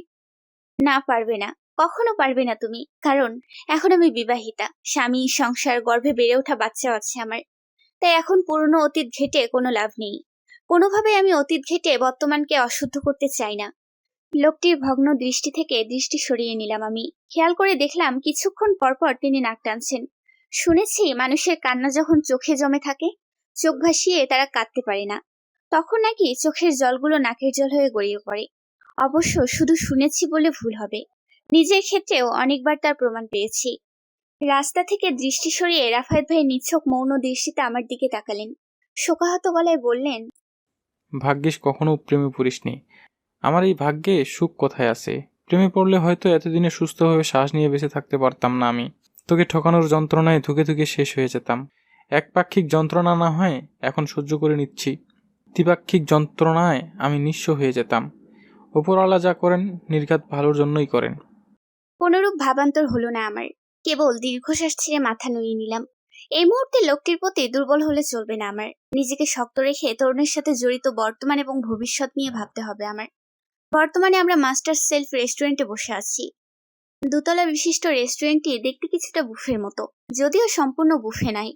দোতলার ঠিক ডান পাশের সারিতে আমাদের তিনজনের অবস্থান। জানালার পাশে 2 সোফা বিশিষ্ট টেবিলটিতে বসেছি আমরা। থাইযুক্ত খোলা জানালা দ্বারা সকালে মিষ্টি রোদের পাশাপাশি 2-1 ছটকা এলোমেলো বাতাসও ভেসে আসছে। আনমনিয়ে গা জুড়িয়ে যাচ্ছে। আমি এবং রাফায়েত ভাই পাশাপাশি বসে আছি দুটো চেয়ারে। আমাদের সামনে রাগান্বিত ভঙ্গিতে বসে আছেন শিলা আপু। দৃষ্টিতে অপার তিক্ততা ওনার। কেমন যেন চোখ পাকিয়ে তিনি আমাদের দিকে তাকিয়ে আছেন। হয়তো এই মুহূর্তে তিনি আমাদের সহ্য করতে পারছেন না। ভয়ে এই মুহূর্তে গলা শুকিয়ে কাঠে পরিণত হচ্ছে আমার। এরই মধ্যে হঠাৎ রাফায়েত ভাই ওনার ডান হাতের কনুই দ্বারা আমার বাঁ হাতের মাংসপেশিতে হালকা খোঁচা মারলেন। ঠোঁটের কাছে বাঁ হাত ঠেকিয়ে তিনি মিনমিনে গলায় আমাকে উদ্দেশ্য করে বললেন, যা বলার তাড়াতাড়ি বল। মহিলা যেভাবে আমাদের দিকে তাকিয়ে আছে, মনে হচ্ছে এখনই আমাদের আস্ত চেবিয়ে খাবে। সাংঘাতিক জাদ্রেল টাইপ মহিলা, জেরা করার জন্য আর মানুষ পেলি না। গলা খাকিয়ে উঠলাম আমি। রাফায়েত ভাইয়ের কাছ থেকে খানিক সরে এসে জোরপূর্বক হাসি টেনে শিলাপুর দিকে তাকালাম। অতঃপর ইতস্তত গলায় শুধালাম, কেমন আছেন আপু? গা ছেড়া ভাব নিলেন তিনি। বুকের মাঝখানে দুহাত গুজে তিনি গাম্ভীর্যপূর্ণ গলায় পাল্টা প্রশ্ন ছুড়ে বললেন, হঠাৎ আমাকে এখানে ডেকে আনার কারণ কি? সকাল হতে না হতেই জরুরি তলব? কম্পিত দৃষ্টিতে আমি পাশ ফিরে রাফায়েত ভাইয়ের দিকে তাকালাম। ভ্রুযুগল উঁচিয়ে তিনি আমার দিকে তাকালেন। গলা ঝেড়ে মিনমিনে গলায় বললেন, বল, কেন ডেকেছিস? আবার আমার দিকে তাকিয়ে কি দেখছিস? বলেছিলাম না এই জাদ্রেল মহিলাকে না ডাকতে, এসব ফালতু জেরা থেকে বিরত থাকতে। এখন নিজেই পরিস্থিতি সামলা। আমি এখানে কিছু বলতে টলতে পারবো না, তোর জন্য একটু সুপারিশও করতে পারবো না। শুকনো ঢোক গিললাম আমি। আসলে প্রসঙ্গ ঠিক কোথা থেকে শুরু করব তাই বুঝতে পারছিলাম না। তবুও কাচুমাচু দৃষ্টিতে আপুর দিকে তাকালাম। কম্পিত গলায় বললাম, আসলে আপু, তো তরুণের বিষয়ে কিছু কথা জানার ছিল। তাৎক্ষণিক চটে বসলেন আপু। মুখমণ্ডলে রাগী ভাব ফুটিয়ে তিনি তিরিক্ষিপূর্ণ গলায় বললেন, আশ্চর্য! তরুণের বিষয়ে আমি কি বলতে পারি? তরুণ অবশ্যই তোমার স্বামী। আমার স্বামী নয় যে আমি তরুণের বিষয় নিয়ে ঘুরব, তার সম্পর্কে সবকিছু জেনে বসে থাকবো। কোনো দিকে কালক্ষেপণ না করে আমি স্পষ্ট গলায় বললাম, বিষয়টি আসলে এমন নয় আপু। আসলে আমি অনেস্টলি জানতে চাই তরুণের সাথে আপনার কোনো ব্যক্তিগত সম্পর্ক আছে কিনা। থতমত খেয়ে গেলেন আপু। দৃষ্টি নইয়ে নিতে বাধ্য হলেন। অতঃপর অস্থির গলায় প্রত্যুত্তরে বললেন, কি যা তা বলছো তুমি? তরুণের সাথে আমার কোনো ব্যক্তিগত সম্পর্ক আছে মানে? মানেটা আপনি বুঝেছেন আপু? আমি ঠিক কোন সম্পর্কের কথা বলছি আপনি হয়তো জানেন। গতকাল থেকে তরুণের সাথে আমার নানা রকম অশান্তি চলছে। বিয়ে হবার পর থেকেই লক্ষ্য করছি তরুণের কাছাকাছি থাকতে আপনি পছন্দ করেন। বাসায় এলে তরুণীর সাথে বেশিরভাগ সময় কাটাতে স্বাচ্ছন্দ্য বোধ করেন। এর নির্দিষ্ট কারণটি কি আমি জানতে পারি আপু? কোনোভাবে তরুণ আপনাকে পছন্দ করে না তো, কিংবা আপনিও তরুণকে পছন্দ করেন এমন কিছু নয় তো? তাৎক্ষণিক উত্তেজিত হয়ে উঠলেন আপু। তড়িৎবেগে বসা থেকে উঠে তিনি লোহিত দৃষ্টিতে আমার দিকে তাকালেন। অতঃপর দাঁতে দাঁত চেপে আমায় শাসিয়ে বললেন, লিমিট ক্রস করছো তুমি। নিজের গণ্ডির মধ্যে থাকার চেষ্টা করো। বেশি বাড়াবাড়ি করতে এসো না আমার সাথে। এর ফল কিন্তু ভালো হবে না। রাগে ফোঁসফোঁস করে আপু জায়গা পরিত্যাগ করতেই রাফায়েত ভাই বসা থেকে উঠে দাঁড়ালেন।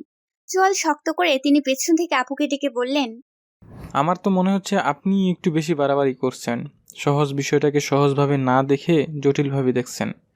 রিয়াসা এখন তরুণের অনাগত সন্তানের মা হতে চলেছে। সেই জায়গা থেকে রিয়াসার শতভাগ অধিকার আছে তার স্বামীর ব্যক্তিগত এবং বহির্গত দিকগুলো সম্পর্কে খোঁজ খবর রাখার। এর মধ্যে কিন্তু আপনার এবং তরুণের সম্পর্কটিও পড়ে। সেক্ষেত্রে কিন্তু আপনি বাধ্য রিয়াসার সাথে সমঝোতা করতে। শিলা আপু তেড়ে এলেন রাফায়েত ভাইয়ের দিকে। তেজি গলায় রাফায়েত ভাইকে শুধালেন, বিয়ে করানোর আগে প্রয়োজন বোধ করেননি তরুণের অতীত সম্পর্কে জানার? অতীতে তার কোনো দোষ গুণ আছে কিনা জানার? আদতেই তরুণের চরিত্রে কোনো ভেজাল আছে কিনা জানার? বিয়ের প্রস্তাব পাওয়া মাত্রই নাচতে নাচতে বিয়ে পড়িয়ে দিলেন, কোনো খোঁজখবর ছাড়াই, যাচাই বাছাই ছাড়াই। এবার ভুগুন আপনারা, কর্মফল ভোগ করুন। অন্ত আত্মা কেঁপে উঠল আমার। তাৎক্ষণিক বসা থেকে উঠে দাঁড়ালাম আমি। কান্না জড়িত গলায় আপুকে শুধালাম, কি ভেজাল আছে আপু তরুণীর মধ্যে? কি দোষ আছে তার অতীতে? প্লিজ আমাকে সব খুলে বলুন, প্লিজ। সরাসরি কিছু বলতে পারবো না আমি, শুধু এতটুকুই বলবো, রিয়াশা নামের মাঝেই অনেক অজানা সত্য লুকিয়ে আছে, যার অস্তিত্ব তুমি 5 মাস ধরে বহন করে চলেছ রিয়াশা। তরুণ তোমার মাঝেই অন্য কারো ছায়া খুঁজে পায়, ভাবে তুমিই হয়তো সেই ছায়াধারী ব্যক্তি যাকে তরুণ নিজের জীবনের চেয়েও বেশি ভালোবাসতো, এমনকি যার ভালোবাসায় তরুণ এখন পাগল হয়ে উঠেছে। দ্রুত পায়ে হেঁটে আপু প্রস্থান নিলেন। চোখের পলকেই যেন তিনি নিশ্চিহ্ন হয়ে গেলেন। আমার আকস্মিক উদ্বিগ্ন এবং হটকারী চাহনি এখনো আপুর যাওয়ার পথে সীমাবদ্ধ। ঘোর কাটিয়ে যেন কিছুতেই সম্বিত ফিরে আসছে না আমার। কি বলে গেলেন তিনি এসব? আমার নামের মাঝেই কোনো অজানা সত্য লুকিয়ে আছে? আমার মাঝেই তরুণ অন্য কারো ছায়া খুঁজে পায়, আর সেই ছায়াধারী ব্যক্তির ভালোবাসায় তরুণ এখন বদ্ধ উন্মাদ হয়ে উঠেছে? আদতেও কি এসব সত্যি, নাকি আপু আমাদের সাথে ছলনা করছেন? আপুর উপর থেকে সন্দেহের তীর ঘোরানোর জন্য আমাদের বিভ্রান্ত করার চেষ্টা করছেন? এই মুহূর্তে আমি দিকবিদিক শূন্য, হিতাহিত জ্ঞান শূন্য। কিছু বলার বা করার পরিস্থিতিতে নেই। দারুণ সিদ্ধান্তহীনতায় ভুগছি। ইতোমধ্যেই রাফায়েত ভাই উদ্বিগ্ন চিত্তে আমার পাশে এসে দাঁড়ালেন। কপালে লেপ্টে থাকা বেসামাল চুলগুলো টেনে তৎপর গলায় শুধালেন, মহিলাটি কি আসলেই আমাদের সত্যি বলে গেলেন, নাকি নিজেকে বাঁচানোর জন্য আমাদের বোকা বানিয়ে গেলেন? শুকনো ঢোক গিলে আমি রাফায়েত ভাইয়ের দিকে তাকালাম। আবদার সূচক দৃষ্টিতে রাফায়েত ভাইকে শুধালাম, যাবে আমার সাথে আমার শ্বশুর বাড়িতে? শাশুড়ি মায়ের কাছ থেকে আমি আসল সত্যিটা জানতে চাই, অ্যাট এনি কস্ট। তিনি উৎকণ্ঠিত দৃষ্টিতে আমার দিকে তাকালেন। অতঃপর স্তব্ধ শ্বাস ছেড়ে শান্ত গলায় বললেন, যাব, অবশ্যই যাব। তবে এর আগে তোকে শান্ত হতে হবে, নিজেকে স্থির করতে হবে। এরপর দুজন মিলে খেয়ে দিয়ে ওই বাড়ি যাব। আমি জানি তোর খিদে পেয়েছে এখন। আগে নিজেকে ঠেকে রাখতে হবে তো নাকি? নিজের বাচ্চার কথা আগে ভাবতে হবে না? ভুলে গেলে চলবে? তুই এখন মা হতে চলেছিস। অপারগ আমি। তাই কথা না বাড়িয়ে ধপ করে চেয়ারে বসে পড়লাম। পেটে হাত রেখে মূর্ছে আসা গলায় বললাম, অর্ডার দাও তাড়াতাড়ি। হালকা খাবার হলেও চলবে। বেশি সময় নেই কিন্তু আমাদের হাতে। তরুণের পাশে দাঁড়ানোটাই এই মুহূর্তে আমার অতি গুরুত্বপূর্ণ।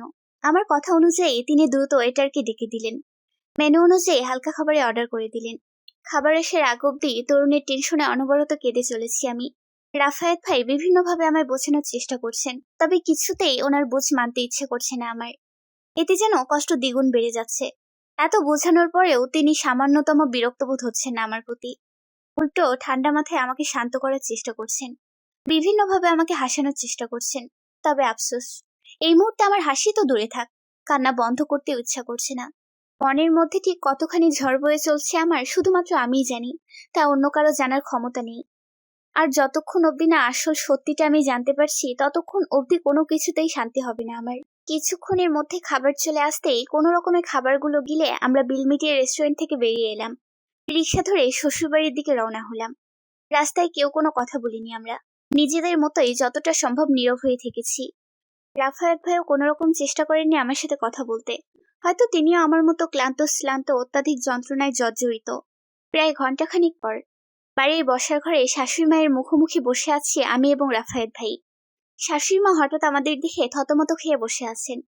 মাথা নুয়ে তিনি হাত কসলাচ্ছেন। আমাদের হুট করে চলে আসা বোধহয় ওনার পছন্দ হয়নি, যা ওনার বিরক্তিকর দৃষ্টিভঙ্গি দেখিয়ে বোঝা যাচ্ছে। তবে এই মুহূর্তে আমি আমার লক্ষ্য, উদ্দেশ্য এবং জেদে অনড়।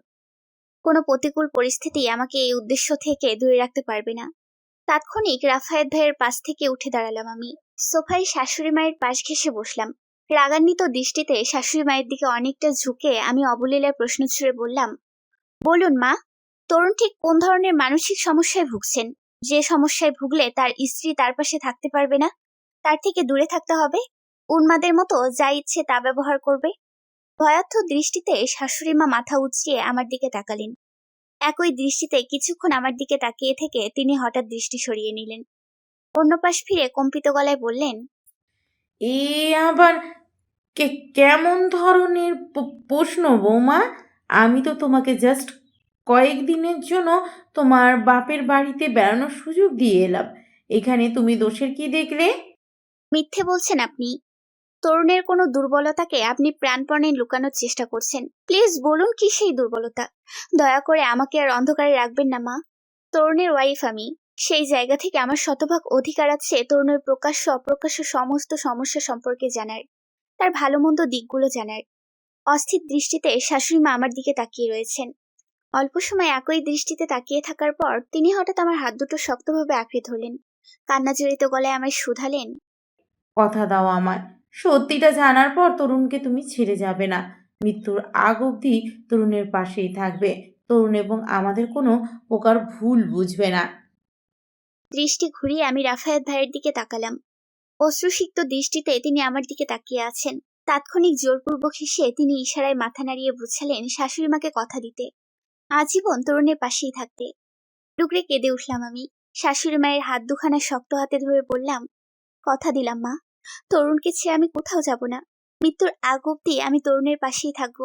প্লিজ আপনি এই নিয়ে কোনো দুশ্চিন্তা বা ভয় পাবেন না।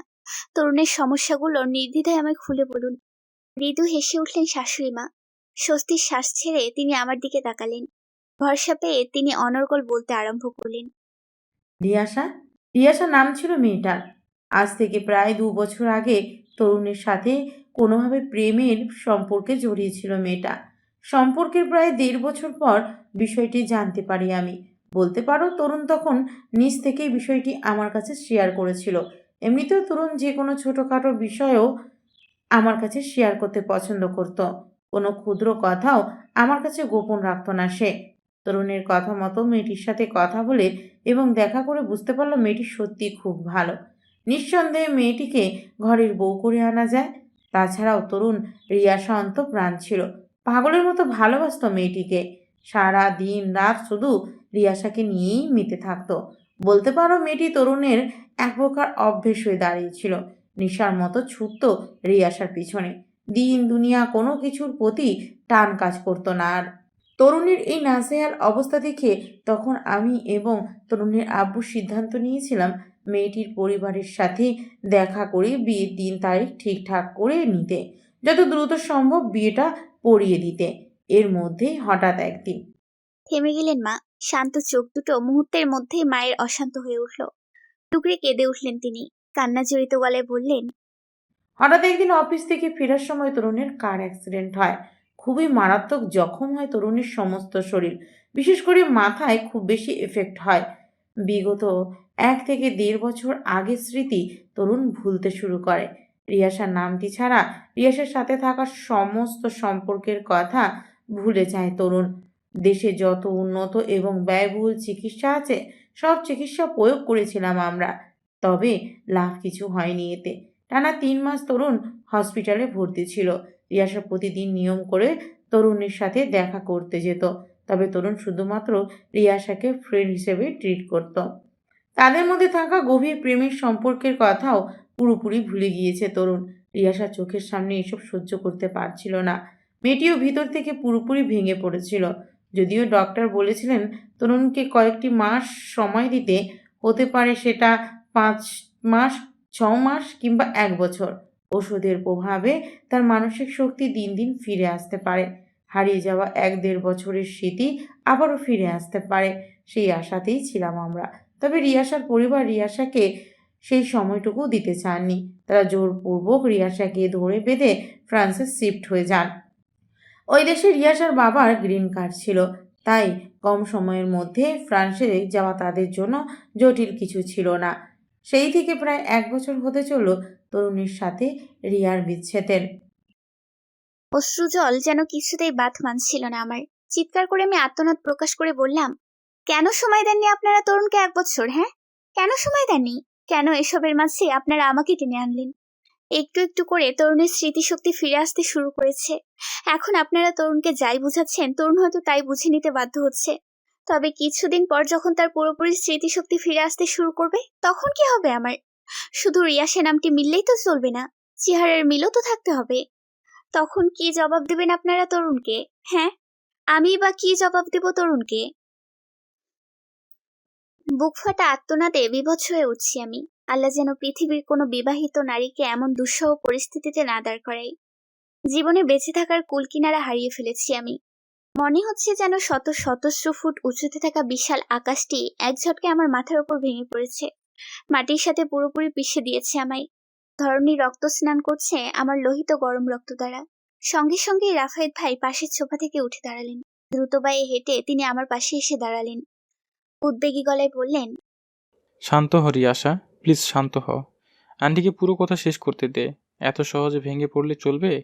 কিছু কিছু মুহূর্ত এমন আছে যে মুহূর্তগুলোতে নিজের আবেগ এবং ইমোশনকে ধরে রাখতে হয়, স্বাভাবিক থেকে পরিস্থিতি সামলে নিতে হয়। মাথা নুইয়ে সোফার কভার খামচে ধরে বিরামহীনভাবে কেঁদে চলেছি আমি। কিছুতেই নিজের আবেগকে ধরে রাখতে পারছি না আমি। এত জ্বালা আর সইছি না প্রাণে। হঠাৎ করে জীবনে ভালো থাকার মোড় এত নিকৃষ্টভাবে পাল্টে যাবে দুঃস্বপ্নেও ভাবিনি আমি। কেন জানি না ছোটবেলা থেকে আমি যা ভাবি না বা ভাবতে চাই না, সেই ভাবনাগুলোই আমার জীবনে একের পর একভাবে ঘটে আসছে। নিষ্পত্তি পাচ্ছি না এর থেকে। এরই মধ্যে হঠাৎ অপ্রত্যাশিতভাবে আমার শাশুড়ি মা আমার পায়ের কাছে এসে বসলেন। তিনিও ডুকরে কেঁদে আমার হাত দুখানা চেপে ধরে বলতে আরম্ভ করলেন, মাফ করে দে মা, আমায় প্লিজ মাফ করে দে। বাধ্য হয়ে তোকেই তরুণের জীবনে আনতে হলো। মোটামুটি সুস্থ হওয়ার পর থেকেই তরুণ সারাক্ষণ রিয়াসা রিয়াসা করে বুড়ি আওড়াতে লাগলো। তাকে দেখতে চাইতো, ছুতে চাইতো, কথা বলতে চাইতো। তবে রিয়াসার সাথে তখন কোনোভাবেই আমরা যোগাযোগ করতে পারছিলাম না।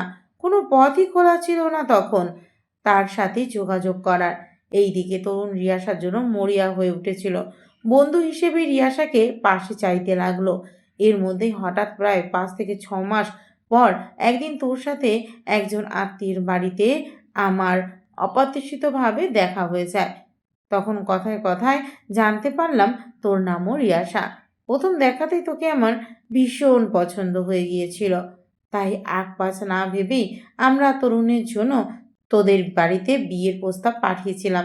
রিয়াসার নামের সাথে তোর নামের হুবহু মিল পেয়ে তরুণ তোকে তার সেই প্রেমিকা রিয়াসা ভাবতে শুরু করে।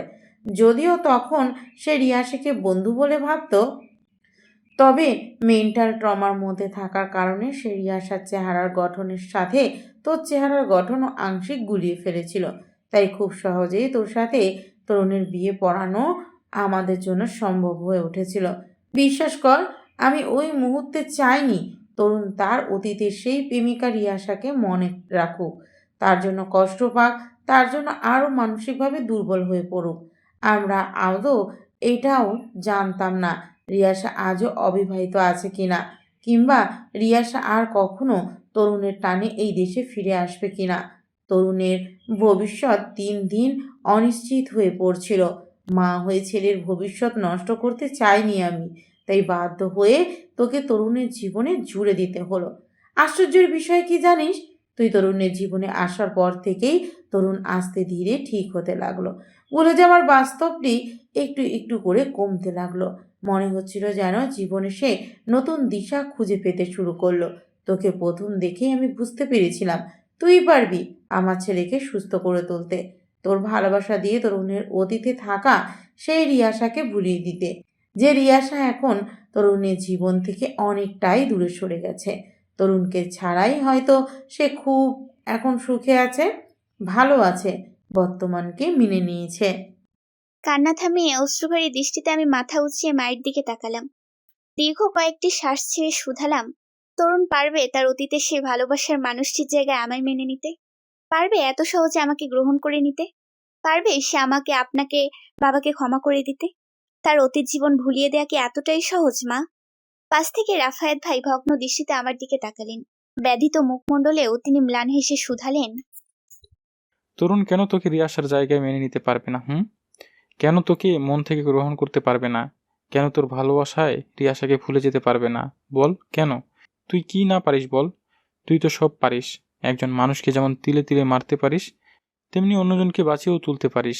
মনের দিক থেকে তুই পারবি, অবশ্যই পারবি। আমি থাকবো তোর পাশে, তোর ছায়া হয়ে, তোর শুভাকাঙ্ক্ষী হয়ে।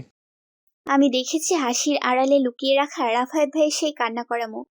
কান্নার ভেতরেও কোথাও না কোথাও সুখ লেখা আছে মানুষটির মুখে। খুব মহান এই লোক, ত্যাগের মহিমায় সিক্ত। আমি জানি রাফায়েত ভাই জীবনে খুব ভালো একজন সহধর্মিণী পাবেন, যিনি রাফায়েত ভাইকে পৃথিবীর সমস্ত সুখ হাতের মুঠো এনে দিতে পারবেন। অতীতের সব আক্ষেপও ঘুচিয়ে দিতে পারবেন এক নিমিষে। সেই দিনটি দেখার অপেক্ষায় থাকবো আমি। পলকের মধ্যে অশ্রুজল মুছে নিলাম আমি। পাশে থাকা সাইড ব্যাগ থেকে রাফায়েত ভাইয়ের সেলফোনটি বের করলাম। তাৎক্ষণিক ফোনটি ওনার হাতে তুলে দিয়ে আমি শক্ত গলায় বললাম, বাড়ি ফিরে যাও রাফায়েত ভাই। আমি তরুণের সাথে এই বাড়িতেই থাকবো। তরুণকে পুরোপুরি সুস্থ করে তোলা না অবধি আমি কোথাও যাব না। যদি প্রয়োজন পড়ে তখন আমি তোমাকেও ডেকে নিব। আমি জানি তুমি আমার ডাকে কখনো অগ্রাহ্য করবে না। আর একটা কথা, সম্ভব হলে ওয়ালপেপারটি চেঞ্জ করে নিও। অন্যের জিনিসে নজর দিতে নেই। নিষিদ্ধ জিনিসের প্রতি একরূপতে মায়াও প্রকাশ করতে নেই। এতে দেহ মন অশুদ্ধ হয়ে ওঠে, অন্তর তার পবিত্রতা হারিয়ে ফেলে। নির্বিকার নির্লিপ্তি চাহনিতে তাকিয়ে থাকা রাফায়েত ভাইয়ের থেকে তাৎক্ষণিক দৃষ্টি ফিরিয়ে নিলাম আমি।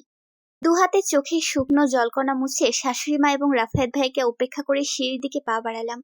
দ্রুত গতিতে সিঁড়ি টপকে আমাদের বেডরুমে সশব্দে করাঘাত করলাম। ভিতর থেকে দরজায় খিল আটকানো। হয়তো তরুণ এই কাজটি করেছেন।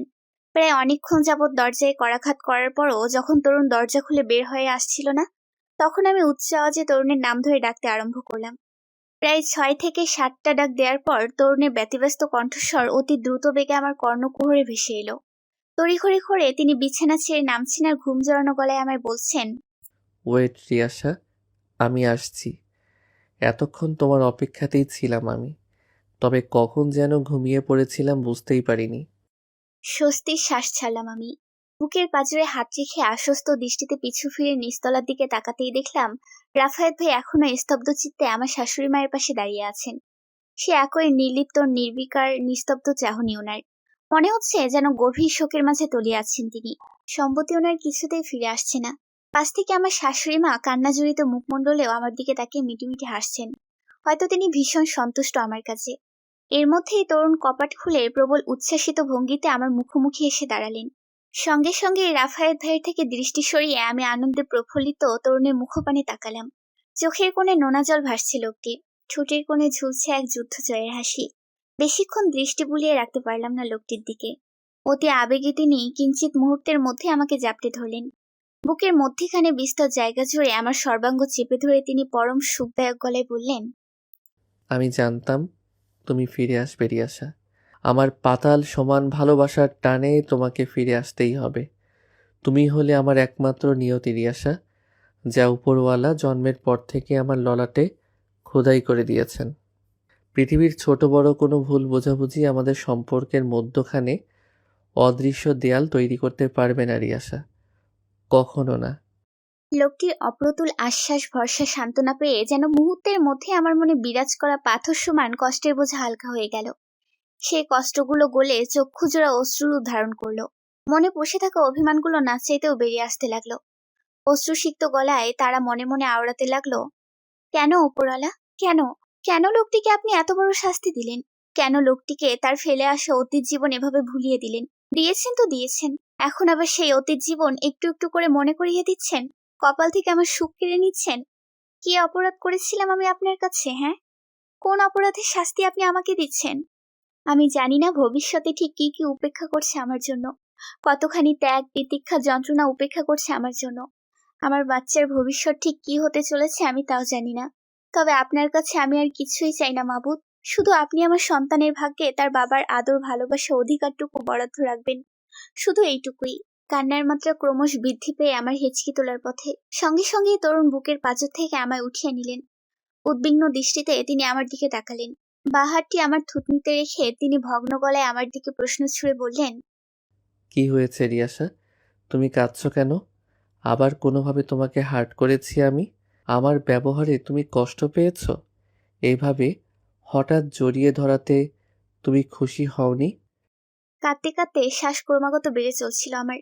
তবুও গলায় খানিক দম সঞ্চার করে আমি জবাবে বললাম, কিছু হয়নি আমার। হ্যাঁ, এতদিন পরে আপনাকে কাছে পেয়েছি তো, তাই আবেগ ধরে রাখতে পারছি না। ঠিক করে হেসে উঠলেন তিনি। মুহূর্তের মধ্যেই বাচ্চাদের মতো তিনি আমায় কোলে তুলে নিলেন। ওনার সুঠাম কাঁধে আমার মাথাটিকে ঠেকিয়ে তিনি মৃদু হেসে ভেতর থেকে দরজা আটকাতে নিতেই হঠাৎ দাঁড়িয়ে পড়লেন। শান্ত ভাবভঙ্গি ছেড়ে তিনি ক্ষণিকের মধ্যে আচমকা অশান্ত হয়ে উঠলেন। চোয়াল শক্ত করে শুধালেন, ছেলেটি কি করছে আমাদের বাড়িতে? হ্যাঁ, কি করছে? ছেলেটিকে বলে দাও রিয়াসা, তুমি আমার সাথেই থাকবে, আমাকে ছেড়ে কোথাও যাবে না। অনর্গল কথাগুলো বলেই তিনি মুখের ওপর দরজাটি বন্ধ করে দিলেন। ঘটনার আকস্মিকতায় চোখ জোড়া খিচে বুঝে নিলাম আমি। রাগে ফোঁস করে তিনি আমাকে নিয়ে বিছানার পাশাপাশি বসে পড়লেন। আমাকে সম্পূর্ণ অবাক করে দিয়ে তিনি হাঁটু বুজে আমার পায়ের কাছে এসে বসলেন। দুপায়ের হাঁটুতে মাথা ঠেকিয়ে তিনি শান্ত গলায় শুধালেন, কেমন আছো তুমি?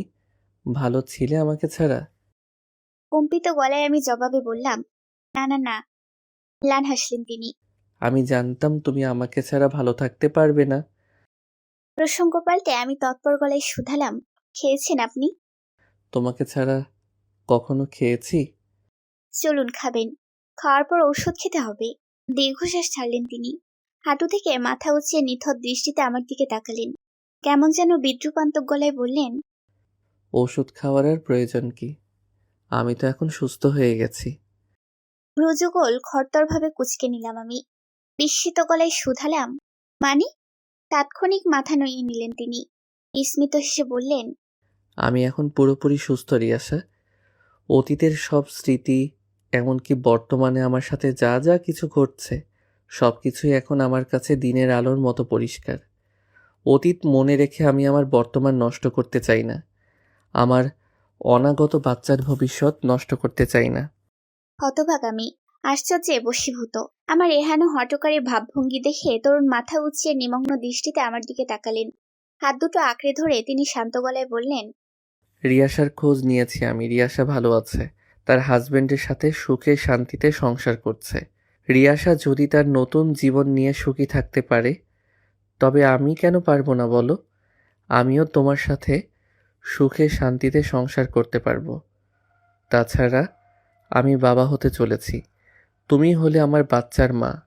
সামনে আরও সুখকর জীবন আমার জন্য অপেক্ষা করছে, সেই জীবনের অপেক্ষাতেই আমি আছি। আনন্দ অশ্রু ঝরে পড়ছে আমার দু চোখ থেকে। আনন্দে হতবিহ্বল হয়ে আমি তরুণকে জাপটে ধরে বললাম, আপনি সব সত্যি বলছেন তো তরুণ? মন থেকে বলছেন তো সব? আপনি সত্যি আমাকে এবং আমার বাচ্চাকে মন থেকে মেনে নিচ্ছেন? হুম, শুধু তোমার বাচ্চা নয়, আমাদের বাচ্চা। আমি তোমাদের দুজনকেই মন থেকে মেনে নিচ্ছি।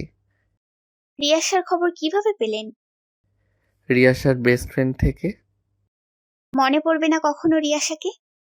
হুম, আমার এই রিয়াসা হলেই চলবে।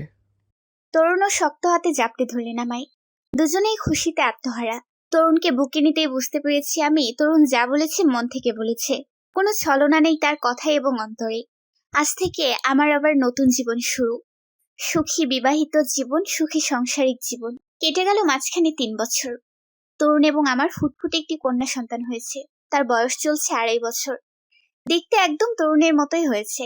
সবার নয়নের মনে আমাদের মেয়ে তাবাসসুম বিনতে তুলন। তরুণ তো সারাক্ষণ তার মেয়েকে চোখে চোখে হারায়। মেয়ে হয়েছে পুরো বাবার অন্তঃপ্রাণ। বাবা ছাড়া যেন তার দুনিয়া অন্ধকার। আমার প্রতি তরুণের ভালোবাসাও দিন দিন বেড়ে চলেছে। চোখের আড়াল হলে লোকটি প্রায় মরিয়া হয়ে ওঠে। 2 বছর হলো রাফায়েত ভাই আবারও লন্ডন ব্যাক করেছেন। তিনি এখনো অবিবাহিত রয়ে গেছেন। এই জীবনে বিয়ে করবেন না বলে পণ রেখেছেন তিনি। যদিও জানি এর একমাত্র কারণ আমি। আমাকে ছাড়া তিনি এই জীবনে কারো হতে পারেননি, না কখনো পারবেন। মাঝে মধ্যে ফোনে কথা হয় আমাদের। দুজন দুজনের হালচাল জিজ্ঞেস করি। বিয়ের প্রসঙ্গ উঠলেই লোকটি নিখুঁতভাবে প্রসঙ্গটি এড়িয়ে যান। বুঝেও কিছু বলার থাকে না আমার, কারণ জীবন কখনো নিজের ইচ্ছের বিরুদ্ধে চলে না। পৃথিবীর প্রত্যেকটি মানুষের অধিকার আছে নিজের ইচ্ছে মতো জীবন চালনা করার। তাদের দলে হয়তো রাফায়েত ভাইও পড়েন। যদি কখনো ওনার সম্বিত ফিরে আসেন তো দেশে ফিরে বিয়ে করবেন, নয়তো এভাবে একলা জীবন কাটিয়ে দেবেন। আমাদের সমাজে এমন অনেক রাফায়েত ভাই আছেন যারা নিঃসঙ্গতায় কাটিয়ে দেন সারাটি জীবন। হয়তো কারো প্রেমে ধোঁকা খেয়ে, নয়তো কাছের মানুষদের করা বিশ্বাসঘাতকতায়। পরের বছর যখন রাফায়েত ভাই আমার কথায় দেশে ফিরলেন তখনই ঘটিয়ে বসলাম এক কাণ্ড। ধরে বেঁধে রাফায়েত ভাইকে বিয়ে পড়িয়ে দিলাম আমার এই ছোট বোন রামিসার সঙ্গে। মাত্র কিছুদিন আগেই জানতে পেরেছি রামিসা প্রায় অনেক বছর আগে থেকে রাফায়েত ভাইকে মনে মনে ভালোবাসতো, তবে কখনো মুখ ফুটে তা প্রকাশ করেনি। সেদিন রাফায়েত ভাইকে মাথার দিব্যি দিয়ে বলেছিলাম, হয় বিয়ে করো, নয় আমার সাথে সারা জীবনের জন্য যোগাযোগ বন্ধ করে দাও। শুধু তাই নয়, আমার পাশাপাশি রাফায়েত ভাইয়ের মাও অনেক জোরাজুরি করে ওনাকে বিয়ের জন্য রাজি করিয়েছিলেন। বিয়ের প্রায় 2 বছরের মাথায় এসে রাফায়েত ভাই রামিসাকে মন থেকে মেনে নিয়েছিলেন।